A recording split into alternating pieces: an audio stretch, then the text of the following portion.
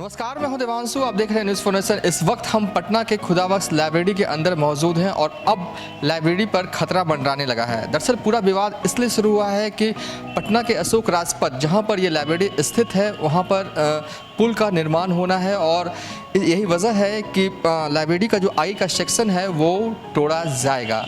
आखिर क्या है इसका ऐतिहासिक महत्व? क्यों खुदाबख्श लाइब्रेरी जो है वो इतनी महत्वपूर्ण है? बिहार के ऐतिहासिक धरोहर में इसका नाम है। हम बात करेंगे खुदाबख्श लाइब्रेरी की डायरेक्टर से। और आप सबसे पहले ये तस्वीरें देखिए जो कि खुदाबख्श लाइब्रेरी के अंदर म्यूज़ियम है। पुराने ज़मानों की कई चीज़ें, दुर्लभ चीज़ें जो आपको कहीं नहीं मिलेंगी। जो इतिहास की किताबों में आपने पढ़ा होगा वो चीज़ साक्षात आप दीदार कीजिए। हम खुदाबख्श लाइब्रेरी के डायरेक्टर से ही जानेंगे इस म्यूज़ियम में क्या कुछ है। पहले तो मैं आपको बताऊं, ये कल्चरल हेरिटेज जो है अपनी पांडुलिपियों के लिए मशहूर है और इसके फाउंडर ये हैं खुदाबख्श खां ये हैं और ये इनके फादर हैं मौलवी मोहम्मद बख्श। खुदाबख्श खां ने अपने फादर से कुछ 1400 किताबें इनहेरिट की और फिर उन्होंने इसको एक बड़ी लाइब्रेरी बना लिया। यहाँ पर जो आप तो जानते ही हैं कि पंडित नेहरू ने विज़िट किया, गांधी जी ने विज़िट किया। ये सामने आप पिक्चर्स देख सकते हैं। गांधी जी यहाँ सिग्नेचर, ये पंडित नेहरू सिग्नेचर कर रहे हैं। यहाँ की विजिटिंग बुक में ऐसे ऐसे लोगों के यहाँ सिग्नेचर्स हैं। नहीं, ये पंडित नेहरू, जवाहरलाल नेहरू की तस्वीर देख सकते हैं आप सिग्नेचर करते हुए। जब ये विज़िट किया, ये उस वक्त की बात है। ये 1953 रहा होगा और गांधी जी ने यहाँ 1925 में विज़िट किया था। आपको मैं उनकी हैंड राइटिंग भी दिखाऊंगी। अंदर आप रेयर रूम में चलेंगे तो ये उस ज़माने की है तस्वीर है जब इस लाइब्रेरी का ये कंस्ट्रक्शन नहीं हुआ था। सबसे पहला फॉर्म जो रहा होगा वो छप्पर वाला घर था जो वहाँ देख रहे हैं। अंग्रेज़ लोगों के साथ खुदाबख्श खां अपने घर के पास खड़े हुए हैं किसी जगह। आज जो ये लाइब्रेरी स्थित है ये भी उनकी अपने घर में लाइब्रेरी आज ये स्थित है, इस्टेब्लिश्ड है। ये सारी चीज़ें जो आप यहाँ देख रहे हैं ये म्यूज़ियम आर्टिफैक्ट्स हैं। ये खुदाबख्श खां के अपने पर्सनल बिलोंगिंग्स हैं। इसमें ख़ास तौर पे ये आप जो देख रहे हैं इसमें कुछ सोर्ड्स हैं और कुछ डैगर्स हैं। ये एम्परर्स के सोर्ड्स और डैगर्स हैं। और इसके अलावा यहाँ पर ये पोर्सलिन मटेरियल है, चाइनीज़ पोर्सलिन आइटम्स हैं, बहुत नाजुक, बहुत खूबसूरत। एक इसमें पॉइज़न प्रूफ प्लेट भी है। पुराने ज़माने में जो ये एम्परर्स हुआ करते थे वो खाने को चेक करके खाया करते थे। उन लोगों को अपनी जान का ख़तरा रहता था, तो इसमें जब कोई पॉइजनस चीज़ होती थी तो वो अपना प्लेट कलर बदल लिया करती थी। ये पॉइजन प्रूफ प्लेट आप देख रहे हैं। अगर उस प्लेट में कोई खाना दिया, अगर जहर है तो कलर चेंज हो जाता था इसका प्लेट का। और यहाँ ये आप जो मेटालिक आइटम्स देख रहे हैं ये भी उस ज़माने के कल्चर को डिपिक्ट करते हैं। उस ज़माने में क्या क्या चीज़ें यूज़ की जा रही थी, किस तरह के बर्तन यूज़ किए जा रहे थे। ख़ास तौर पे वो पीछे जो आप थाली देख रहे हैं उस पर चाइनीज़ ड्रैगन्स बने हुए हैं और इस पे कुछ ना कुछ लिखा हुआ नज़र आ रहा है। इंस्क्राइब्ड है मटेरियल, सब चीज़ें इंस्क्राइब्ड हैं। ये आइटम्स ये सब देख सकते हैं आप इधर। ये चीज़ें जो हैं पुराने ज़माने की, ये घड़ा है और ये वाइन यूज़ करने वाली चीज़ें हुआ करती थी। वो सारी की सारी चीज़ें आप देख सकते हैं, पुराने ज़माने के कलेक्शंस हैं। और इस तस्वीर की बात करें तो इस तस्वीर में कौन? इसको मैं अभी रीड आउट नहीं कर सकती। ये खुदाबख्श खां के बेटे हैं। यहाँ सामने जो देख रहे हैं आप खुदाबख्श खां के बेटे हैं। इनके बेटे सलाउद्दीन खुदाबख्श एक बहुत स्कॉलरली लर्नेड पर्सन थे और जर्मन की बहुत अच्छी किताबें उन्होंने ट्रांसलेट की हैं जो आज भी हमारी लाइब्रेरी में भी मौजूद हैं। यहाँ पर कुछ आइटम्स आप ज़रूर देखिए। ये एस्ट्रोनॉमिकल इंस्ट्रूमेंट्स हैं, इसको फोकस करें। ये बहुत इंपॉर्टेंट एस्ट्रोनॉमिकल इंस्ट्रूमेंट्स नज़र आ रहे हैं। ये देखिए एटलसेस हैं। These are very unique items. Antique unique items यहीं मिलेंगे। जी हाँ, ये सब चीज़ें यहीं मिलेंगी आपको। ये आप last Mughal king is sitting there और ये ब्रिटिशर्स आना शुरू हो गए हैं और ये उनका दरबार की पिक्चर है। जहांगीर नहीं, लास्ट मुग़ल एम्परर शाह आलम। और यहाँ आप देखिए ये हमारे यहाँ की पब्लिकेशंस हैं। खुदाबख्श लाइब्रेरी की एक इम्पॉर्टेंट बात, अहम बात यह है कि इसका एक अपना पब्लिकेशन डिवीज़न है जो 500 से ज़्यादा पब्लिकेशंस छाप चुका है। Indian history, nationalism, Indic religions, interfaith understanding पर ये सारी किताबें यहाँ छापी गई हैं। और ये पिछले 22-23 महीनों में किताबें छापी गई, लगभग 30 किताबें छापी गई, 30 से 35 किताबें। आपको मालूम होगा यहाँ पहली हिंदी की डिक्शनरी जो 1674 में कंपोज़ की गई, वो फर्स्ट हिंदी डिक्शनरी, उसका हमारे यहाँ पांडुलिपि मौजूद है पर्शियन में, और औरंगजेब ने करवाया। छाप दिया है। वो औरंगजेब ने अपने बेटे को हिंदी सिखवाने के लिए तैयार करवाई थी। मिर्ज़ा खां बिन फ़खरुद्दीन उसके कंपाइलर हैं। आइए मैं आपको और चीज़ें दिखाऊं। कहा जाता है कि 20,000 पांडुलिपि है। जी, यहाँ लगभग 20,000 से ज़्यादा पांडुलिपियाँ मौजूद हैं। चलिए अब हम अंदर चल रहे हैं, जहाँ पर जो खुदाबख्श लाइब्रेरी की डायरेक्टर हैं वो हमें पांडुलिपि दिखाएंगी। आखिर कौन कौन सी पांडुलिपि जो है खुदाबख्श लाइब्रेरी में मौजूद है। क्या ये सब पांडुलिपि हैं? ये कुछ पांडुलिपियाँ आपने निकलवाई थी दिखाने के लिए, और कुछ मैं आपको पावर पॉइंट में दिखाऊंगी। जो रेयर मैन्युस्क्रिप्ट्स हैं वो आप पांडुलिपियों में देख सकते हैं। उनमें सबसे इम्पॉर्टेंट जो है वो तारीख़ ख़ानदान तैमूरिया है, history of the Mughals and the predecessors of Akbar. ये अकबर के 22nd रेगनलियन में तैयार किया गया था, उनके कोर्ट आर्टिस्ट ने तैयार किया था, और इसको शाहजहाँ ने टेस्टिफाई किया है, उसकी अपनी हैंडराइटिंग में ये बात टेस्टिफाइड है कि ये अकबर के ज़माने में बनाया गया। अभी जो मैं आपको दिखा रही हूँ ये पर्शियन मैन्युस्क्रिप्ट है, इसका नाम है खुसरो व शीरीं। ये देखिए, खुसरो व शीरीं एक पर्शियन पोइट्री है, लॉन्ग पोइट्री, मसनवी कहते हैं इसको। इसमें हाईली एल्यूमिनेटेड वर्क है, गोल्ड वर्क देख सकते हैं आप कितना। अभी ऐसा लगता है जैसे अभी का तैयार किया हुआ है। इसकी जो पेंटिंग्स हैं, ये पेंटिंग्स स्टोन्स के से तैयार की जाती थी। इसमें कलर ऐसा है कि अभी तक बिल्कुल लगता है कल ही का तैयार किया हुआ है। ये हाईली एल्यूमिनेटेड वर्क है। एक मैं आपको दिखाती हूँ, इसका नाम है सीरत फ़िरोज़ शाही। ये हमारे यहाँ का नादिर नुस्खा है, रेयर मैन्युस्क्रिप्ट है। ये फ़िरोज़ शाह के ज़माने को पढ़ने के लिए it is an important source to study Tughlaq period, specially Firoz Shah Tughlaq. ये सिंगल कॉपी है, ये मैं आपको बताऊं, ये हम लोगों ने इसको पब्लिश कर दिया है, और ये उसका पब्लिश्ड फॉर्म है, इंग्लिश ट्रांसलेशन है इसका। ये सीरत फ़िरोज़ शाही, ये अभी पब्लिश हुआ है इसी साल, और इसकी इम्पॉर्टेंस ये है कि कहीं और नहीं पाया जाता, और ये इंसाइक्लोपीडिक वर्क है। इसके अंदर सोशल कस्टम्स भी हैं, हिस्टोरिकल अकाउंट भी है, और मेडिसिनल अकाउंट्स भी हैं। मेडिसिन यानी यूनानी मेडिसिन पे इसमें बहुत अच्छा लिटरेचर है। अभी जिस किताब की बात हो रही थी, ये पहली हिंदी डिक्शनरी है जो 1674 में तैयार करवाई गई, और ये हमारे यहाँ इसका मैन्युस्क्रिप्ट मौजूद है, पर्शियन में है ये। और जो इसमें आने वाले हिंदी के वर्ड्स हैं, इसको लास्ट में इंडेक्स बना के दे दिया गया है, कितने सारे हिंदी के वर्ड्स इस्तेमाल किए जाते थे। पर्शियन के ज़रिए ये सिखाना चाहते थे हिंदी अपने बेटे को। अब मैं आपको कुछ इम्पॉर्टेंट मैन्युस्क्रिप्ट दिखाऊँ ऑन हिंदुइज़्म। हमारे यहाँ लगभग 500 से ज़्यादा मैन्युस्क्रिप्ट हिंदुइज़्म पर हैं। ये देखें, ये भगवद गीता है, इलस्ट्रेटेड भगवद गीता। ये देखें,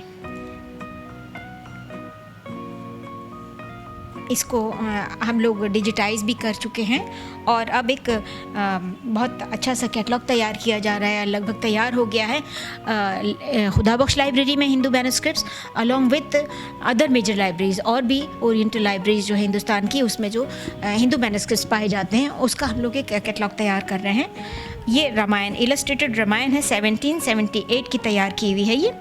ये वाले कलर्स जो तैयार किए जाते थे, ये वाटर कलर से तैयार किए जा रहे हैं, वाटर कलर्स और फ्लावर्स से तैयार किए जा रहे थे। अभी उससे पहले मैंने आपको जो दिखाया मसनवी, वो स्टोन से तैयार कराते थे। स्टोन्स मतलब जो याकूत वगैरह होते हैं ना, रूबीज़, उससे तैयार किया जाता था। अब एक कॉपी आप देखिए, ये है शाहनामा की। Shahnameh is a history of Iran in poetic form.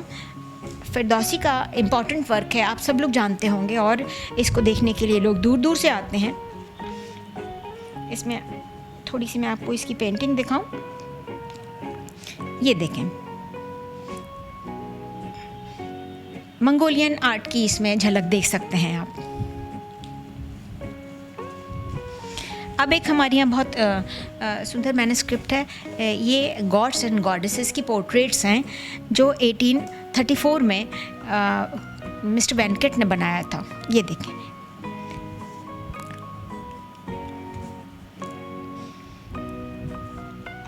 एक साइड में डिस्क्रिप्शन दिया जा रहा है और एक साइड में पोर्ट्रेट्स हैं गॉड्स एंड गॉडेसेस का। This is the beautiful work of Thanjavur art.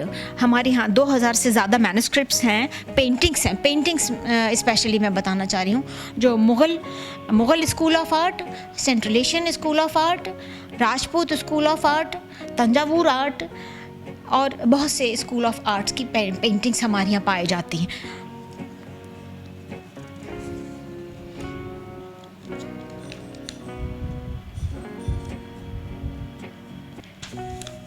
अब हम लोग कोशिश में हैं, पहले तो ये डिजिटाइज हो जाए और उसके बाद पब्लिश करने का। जब मैन्युस्क्रिप्ट को पब्लिश कर दिया जाता है तो वो ज़्यादा एक्सेसिबल हो जाता है लोगों तक। और एक मैन्युस्क्रिप्ट को प्रिजर्व करने का एक तरीका ये भी होता है कि उसको एडिट करके पब्लिश करते चले जाएं। इस तरह से लोगों तक आसानी से ये पहुंचती चली जाती हैं चीज़ें। अभी आपसे बात हो रही थी, ये तिमूरनामा, जिसको मैं अभी आपको दिखाऊंगी पावर पॉइंट में। ये राइटिंग है शाहजहाँ की। शाहजहाँ ने इसको ये लिखा है कि ये शाह बाबा के ज़माने में, यानी अकबर को वो शाह बाबा बोलता है, शाह बाबा के ज़माने में ये तिमूरनामा तैयार किया गया उनके 22nd रेगनल ईयर में। ये पावर पॉइंट में आप दिखाएं। मैं अभी दिखाऊंगी, फ़िलहाल ये आपको मैंने दिखा दिया। ये जो यूनिक मैन्युस्क्रिप्ट्स हैं ये हमारे यहाँ सेफ में होते हैं और इसकी एक चाबी दूसरी जगह रहती है कमिश्नरी में और एक यहाँ रहती है। ऐतिहासिक दस्तावेज यहाँ पे मौजूद है किताबों के शक्ल में। अब चर्चा है कि आगे का हिस्सा जो टूट जाएगा तो काफ़ी आप दुखी होंगे। मैं अकेली दुखी नहीं होने वाली हूँ, सारी दुनिया की नज़रें हैं इस वक्त। ये ऐसा कल्चरल हेरिटेज है जिसको देखने के लिए और जिसका अध्ययन करने के लिए दुनिया भर से स्कॉलर्स आते हैं और यहाँ आके फ़ायदा उठाते हैं, ज्ञान प्राप्त करते हैं। तो ये हम सब का फ़र्ज़ है, ड्यूटी है कि हम सब इस बात के लिए रिक्वेस्ट करें कि किसी भी शक्ल से लाइब्रेरी को डिफॉर्म होने से बचाया जाए और उसकी कल्चर हेरिटेज को बचाए रखा जाए, उसके हेरिटेज बिल्डिंग को बचाए रखा जाए। ये हम सब का फ़र्ज़ है कि इसमें हम लोग कोशिश करें। आपको एक मैं दीवान हाफिज़ की कॉपी ज़रूर दिखा दूँ। ये हमारे यहाँ का एक रेयर मैन्युस्क्रिप्ट है जिसके अंदर आप राइटिंग्स देख सकते हैं। 962 की ये राइटिंग है हुमायूं की, ये और ये जहांगीर की राइटिंग है। 1024 की राइटिंग है हिजरी, 1024 हिजरी और 962 हिजरी की राइटिंग है। हुमायूं ने इसको कंसल्ट किया और जहांगीर ने इसे कंसल्ट किया। ये राइटिंग भी देखिए आप, ये भी राइटिंग जहांगीर की राइटिंग है। यहाँ ये लिख रहे हैं, अपना नाम लिख रहे हैं, नूरुद्दीन इब्ने अकबर बादशाह। ये ख़ुद इनकी राइटिंग कई जगह भी पाई जाती हैं और राइटिंग्स तो हम लोग इसको ये असेस करते हैं कि ये इन लोगों की राइटिंग। किसी काम को करने के लिए ये लोग इस किताब को ऐसे कंसल्ट करते थे और जिस जगह हाथ रखते थे वो उनके मर्ज़ी के मुताबिक कोई बात आ जाती थी, इसको हम करें या ना करें काम को। शुभ घड़ी देखने के लिए इसको कहते हैं फाल निकालना, to take out the omen, शुभ घड़ी निकालने के लिए होता है ये दीवान हाफिज़ है। तो दीवान हाफिज़ और तारीख़ ख़ानदान तैमूरिया रेयर मोस्ट मैन्युस्क्रिप्ट हैं जो और कहीं नहीं मिलते हैं। 2 मैन्युस्क्रिप्ट ये तो पर्शियन में है और 2 मैन्युस्क्रिप्ट अरबिक में है। एक सर्जरी पर है, किताबुत तसरीफ़ नाम है उसका, और एक मेडिसिनल प्लांट्स पर है, वो किताबुल हशाइश उसका नाम है। ये भी 1100 के लगभग ये तैयार की गई थी किताबें जो अरबिक में हैं 1100 हिजरी की। तो ये बहुत रेयर चीज़ें हैं। ये आप देखिए, यहाँ पर मैं आपको ज़रा सी इसकी झलक दिखाती हूँ पावर पॉइंट पे। ये राइटिंग की बात हो रही थी, आपने अभी देखा, ये पर्शियन में लिखा है कि ये हिस्ट्री जो है बेस्ड है किस चीज़ पे, मुग़ल प्रेडिसेसर्स की हिस्ट्री पर, और ये अकबर के ज़माने में तैयार हुआ। एक ये इसकी स्पेशल पेंटिंग है, एक ये पेंटिंग है, अभी आपको मैंने दिखाया बताया, किताबुल हशाइश नाम है इसका। ये मेडिसिनल प्लांट्स पे है, ये सर्जरी पर है अरबिक में। ये 2 मैन्युस्क्रिप्ट्स अरबिक में हैं और 2 पर्शियन में हैं। इसकी इम्पोर्टेंस है जो मैं अभी आपको बता चुकी। ये दारा शिकोह की हैंड राइटिंग है। दारा शिकोह प्रिंस जो था, सूफी प्रिंस था, उसने उपनिषद का ट्रांसलेशन किया पर्शियन में, और आज वेस्टर्न वर्ल्ड में ये उपनिषद जो जाना जाता है वो इस पर्शियन ट्रांसलेशन की वजह से ज़िंदा है। हिंदुइज़्म आज पर्शियन की वजह से समझिए जाना जा रहा है उपनिषद। ये एल्बम है, इस एल्बम के अंदर पोर्ट्रेट्स हैं मुग़ल और दूसरे बादशाहों की, और उसके साथ साथ इनकी बायोग्राफी साथ साथ चल रही है। देखिए ये साथ साथ बायोग्राफीज चल रही हैं, तो ब्रीफ में बायोग्राफी भी आ रही है और उनका पोर्ट्रेट भी आ रहा है। ये इसकी इम्पोर्टेंस हुई, तो मैंने कुछ आपको थोड़ी ये चीज़ें दिखाई। इनका ओरिजिनल वर्जन भी है आपके पास? हाँ, इसका बिल्कुल ऑफ कोर्स ओरिजिनल वर्जन भी यहाँ रखा हुआ है। ये देखिए आप देख रहे हैं, सेफ़ है, इसमें रखा जाता है ये। और जब पहले से इन्फॉर्म कर दिया जाता है कि ये आप फ़लान चीज़ देखना चाह रहे हैं तो फिर इंतज़ाम किया जाता है दिखवाने का। 1-2 दिन पहले कोई स्कॉलर आते हैं तो इन्फॉर्म कर देते हैं।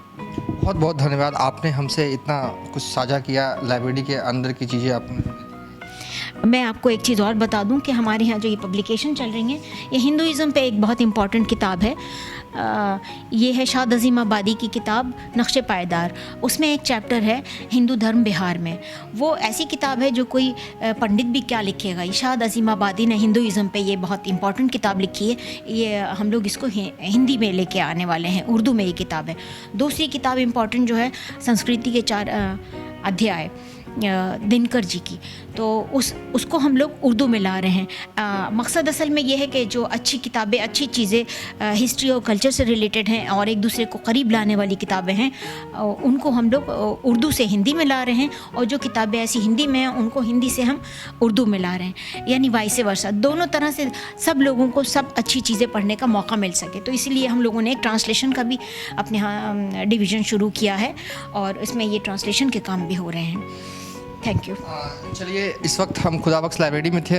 हमने आपको दिखाया कि कितनी पांडुलिपियाँ जो है वो खुदाबख्श लाइब्रेरी में मौजूद हैं। ये ऐतिहासिक धरोहर था जिसका दीदार हमने आपको कराया। न्यूज़ फॉर नेशन के दर्शकों के लिए एक्सक्लूसिव था ये वीडियो।